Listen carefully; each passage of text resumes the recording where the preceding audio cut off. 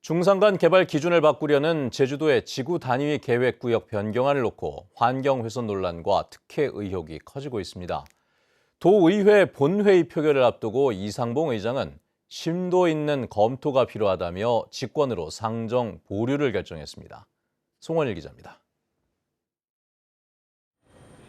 무분별한 난개발을 막기 위해 도입된 지구 단위 계획 제한 지역. 3만 제곱미터가 넘는 부지를 개발하려면 지구 단위 계획 구역으로 지정받아야 하는데 제한 지역을 정해 처음부터 개발을 막는 제도입니다. 그런데 제주도가 지구 단위 계획 제한 지역을 확대하겠다며 변경안을 마련했습니다. 평화로와 살록도로 남조로에서 한라산 방면에 있는 379.6제곱킬로미터는 중산간 1구역으로 정해 지금처럼 모든 개발을 제한합니다. 추가로 1구역에 접한 224제곱킬로미터를 2구역으로 정해 지금은 모든 개발이 가능하지만 앞으로는 주거형 개발과 골프장이 포함된 관광 개발 등을 제한하겠다는 것입니다. 그러나 환경단체는 오히려 골프장이 없는 관광 개발을 허용하겠다는 것이라며 반발하고 있습니다. 하나 관광단지 개발 사업은 허용의 기준을 이제 밟게 되는 거고 또 이제 그 이어서 연속적으로 중산간 지역 이제 300곳 이상의 고지대 같은 경우에도 이제 대규모 관광 개발을 좀 허용하면서 난개발 논란이 가중돼. 상위 법정 계획인 제주도 도시기본계획에 배치된다는 지적도 나옵니다. 기본계획에는 해발 300m 이상 중산간을 보전 강화구역으로 정하고 국제적 수준의 기준을 적용해 관리하도록 했습니다. 그러나 새로 도입되는 중산간 2구역에 해발 300m 이상 지역이 포함됐는데도 개발을 허용하려는 것이라며 우영훈 지사의 막장 개발 행보라는 격한 비판까지 나오고 있습니다. 제주도는 중산간 2구역에 포함된 해발 300m 이상 면적이 얼마인지 아직 파악된 것이 없다고 밝혔습니다. 논란이 커지는 가운데 도의회 상임위를 통과한 지구단위 계획구역 변경안. 그러나 본회의 표결을 앞두고 이상봉 의장이 직권으로 상정을 보류했습니다. 중산간 지역 개발에 대한 부정적 인식 그리고 자연보호에 대한 그런 입장 이런 부분을 총체적으로 잘 검토해 나가기 위해서 오늘 이 동의안들을 보류하게 되었습니다. 환경단체들은 상정 보류를 환영하면서 중산간 보전을 위한 심도 있는 논의를 요구하고 있습니다. 되풀이되는 개발과 보전의 갈등을 풀기 위해 제주도의회가 앞으로 어떤 행보를 보일지 주목됩니다. MBC 뉴스 송원일입니다. 제주도가 11년 만에 버스 요금 인상을 추진하고 있는 가운데 도민 의견을 듣는 공청회가 열렸습니다. 용역진은 인상 배경을 설명하고 3가지 인상안을 제시했지만 도민과 전문가들은 우려를 쏟아냈습니다. 박주영 기자입니다. 버스 요금 인상을 앞두고 도민들의 의견을 듣기 위해 마련한 공청회. 용역진은 현행 1,200원에서 3가지 버스 요금 인상안을 제시했습니다. 19세 이상 성인 간지선 버스 기준 16개 시도 버스 요금 평균을 바탕으로 정한 1,500원과 제주도의 과거 평균 요금 인상률인 17%를 적용한 1,400원, 그리고 다른 지방 자치단체 최고 요금 수준인 1,700원입니다. 현재 3,000원인 급행요금도 3,600원에서 4,300원까지 최대 43% 올리는 안이 제시됐습니다. 하지만 공청회 초반인 전문가 토론부터 우려의 목소리가 높았습니다. 비용이 인상되게 되면 대중교통 이용률이 떨어집니다. 지금 대중교통 이용률 10%대거든요, 저희도. 한 자릿수대까지 떨어진다. 그럼 관역 지자체에서 참사입니다. 참사 이 정도 대중교통 정책은. 민생 경제에 몰두해야 되는 시기에 가장 민생과 직결되어 있는 버스 요금 인상이라고 하는 측면이 부각되고 있다고 하는 것 자체가 좀 부담스러운 측면이 있는 거고요. 도민들도 버스 요금 인상에 대해 강하게 반발했습니다. 버스 노선이나 서비스 개선 없이 요금만 높이면 버스를 타는 도민이 더 줄어든다는 겁니다. 자동차 가신 분들이 버스를 타게끔 유도하는 게 제일 좋다고 생각하거든요. 교통분담에 대한 걸 본다면. 그런데 버스 자가용 갖고 계신 분들이 버스를 타야 될 이유가 전혀 없죠, 여기까지. 왜? 불편하니까. 또 버스 준공영제 예산을 줄이겠다며 버스를 줄여놓고는 요금까지 인상해 읍면 지역 주민들의 피해는 더 커진다는 우려도 나왔습니다. 특히 우리 지금 학생들은 학원에를 못 가고 있고요. 그리고 또 알바를 하던 그 청소년들은 또 알바를 하지 못하는 상황입니다. 그래서 제주도는 공청회에서 수렴한 도민 의견을 토대로 교통위원회 심의와 도의회 의견 청취를 진행한 뒤 오는 4월 물가대책위원회 심의를 거쳐 최종 요금을 확정해 올해 하반기부터 적용할 계획입니다. MBC 뉴스 박주연입니다. 대전의 한 초등학교에서 발생한 안타까운 하늘이 사건 이후 자녀 등하굣길을 걱정하는 학부모님 많으실 겁니다. 제주도 교육청이 새 학기 등하굣길 안전 대책을 강화하기로 했습니다. 이따금 기자입니다. 지난 10일 대전 서구의 한 초등학교에서 벌어진 참혹한 사건.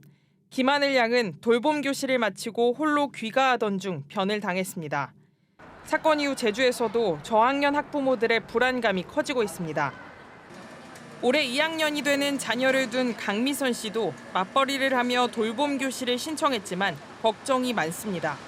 다시 새학기가 시작돼서 돌봄을 보내야 되는 상황인데 그럴 때 고민이 되는 거죠. 정말 내가 얘를 보내도 안전할까? 그러면 학교나 이제 나라에서는 이걸 보완을 해줄 수 있는 방법을 과연 생각하고 있을까? 학부모들의 커져가는 불안에 제주도교육청이 다음 주부터 시작되는 새 학기를 앞두고 안전대책을 발표했습니다. 우선 아이의 위치 정보를 알려주고 등하교 시 알림 문자를 보내주는 안심 알림이 서비스를 대폭 확대합니다. 초등학교 1학년과 특수교육 대상 학생 가운데 신청만 하면 모두 지원받을 수 있습니다.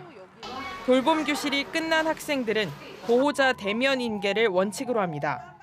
그동안 오후 5시 이전에 귀가하는 학생은 학부모 동의서가 있으면 홀로 집에 갈 수 있었지만 새 학기부터는 귀가 시간과 상관없이 학부모가 동의한 대리인이 아이를 직접 데리고 가야 합니다. 돌봄 전담사가 보호자의 얼굴을 확인할 수 있도록 화상 인터폰 설치를 확대하고 32개교 돌봄 교실에 CCTV 100대를 추가로 설치하기로 했습니다. 돌봄 교실에서 인계 지점까지 안전지킴이, 저녁 돌봄 안전관리, 자원봉사자 등 늘봄 인력을 활용하여 우리 아이들의 안전관리에 집중하겠습니다. 교사들에 대한 지원과 관리도 강화됩니다. 질병으로 휴직한 교사가 복직할 경우 심리치유 지원을 확대하고 질환교원심의위원회 등을 통해 정신적, 신체적 질환이 있는 교사의 교직 수행 여부를 조기에 진단하기로 했습니다. 하늘이 사건 재발을 막기 위해 학생 안전에 초점을 둔 새학기 교육. 그러나 늘봄 학교를 이용하는 상당수가 맞벌이 가정의 학생들로 보호자 대면 인계가 현실적으로 어려운 학생들이 많을 것으로 예상되면서 이에 대한 대책 마련이 필요해 보입니다. MBC 뉴스 이따금입니다.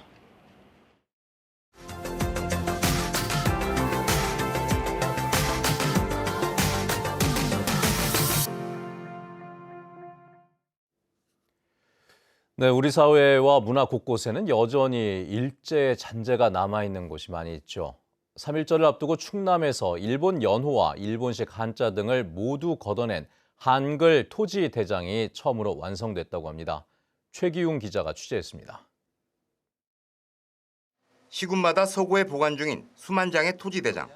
일제 강점기이던 1910년 토지조사 이후부터 작성된 것으로 조상 땅 찾기나 소송 자료 등으로 지금도 자주 활용됩니다.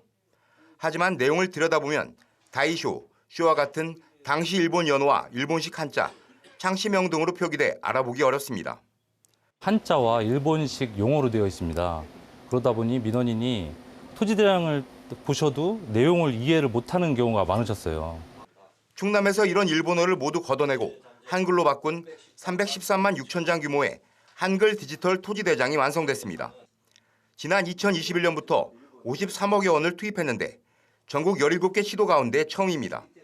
토지대장에 남아있는 일본식 연호, 창시명 등 일본식 잔재를 털어내고 도민들에게 토지 행정에 대한 편리성을 제공하고자 추진하였습니다.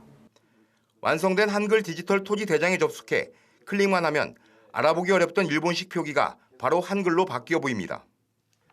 평균 이틀이던 민원 처리 기간도 반나절 이내로 줄고 무엇보다 옛 토지대장을 활용할 때 겪던 불편함을 크게 줄였습니다. 한문으로 돼 있거나 이러면 저희가 일일이 다 찾아보거나 그다음에 다른 분들의 도움을 얻어서 이해를 했어야 되지만 지금은 한글로 된 부분이어서 업무에 바로 활용할 수 있어서 한글 토지대장은 시군청 민원실 등에서 열람할 수 있으며 앞으로 국토교통부 부동산 관리 시스템과 연계하는 방안도 추진됩니다. MBC 뉴스 최경입니다.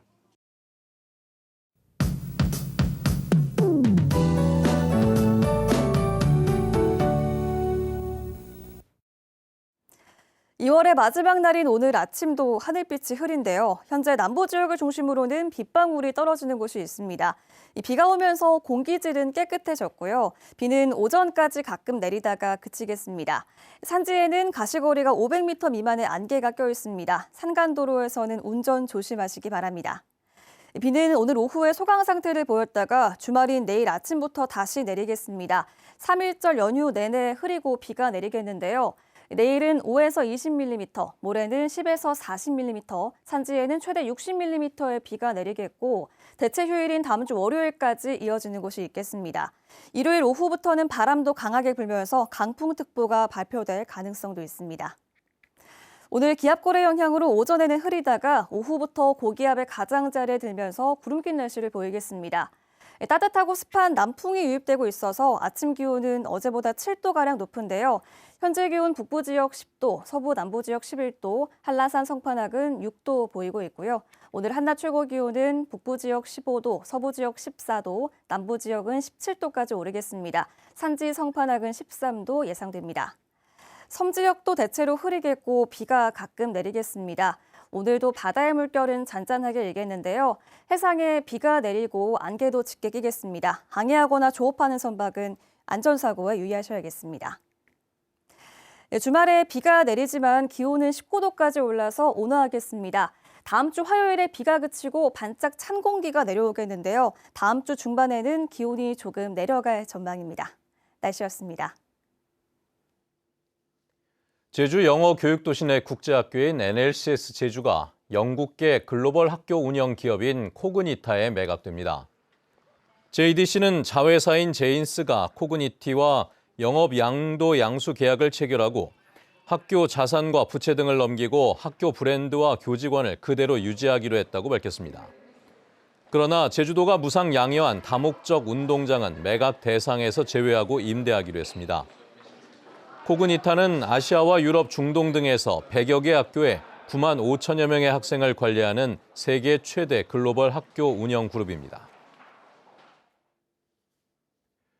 지난해 연북로에서 열렸던 차 없는 거리 걷기 행사가 올해는 횟수를 늘려 3차례 열립니다.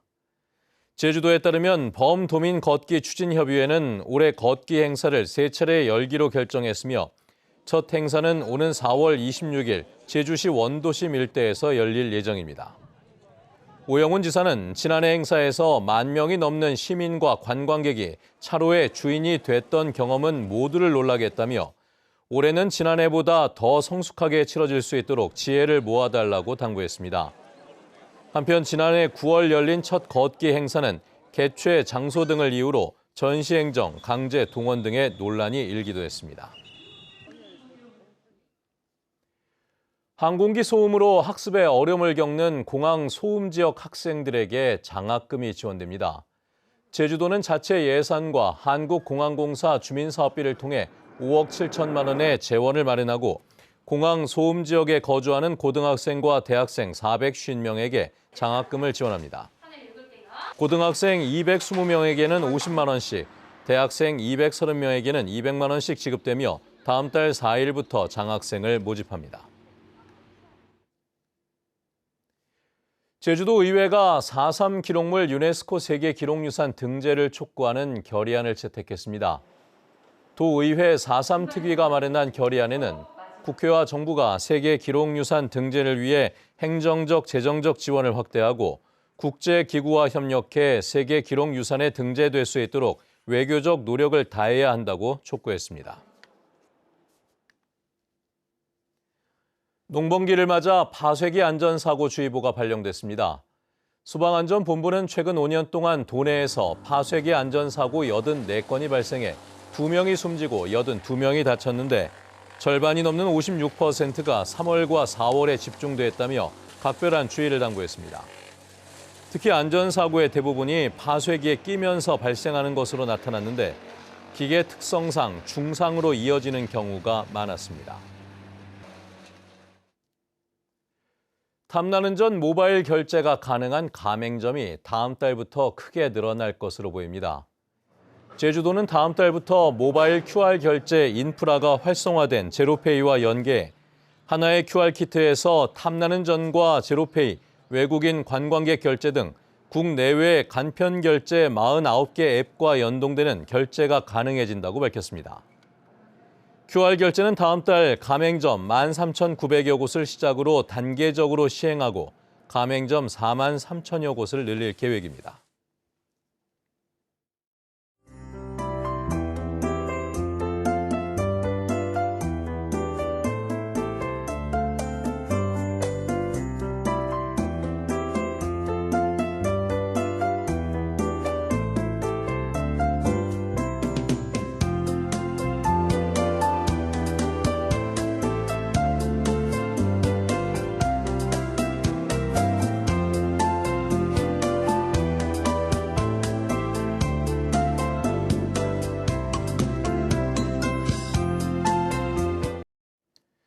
네, 뉴스투데이 제주를 마칩니다. 시청해주신 여러분 고맙습니다.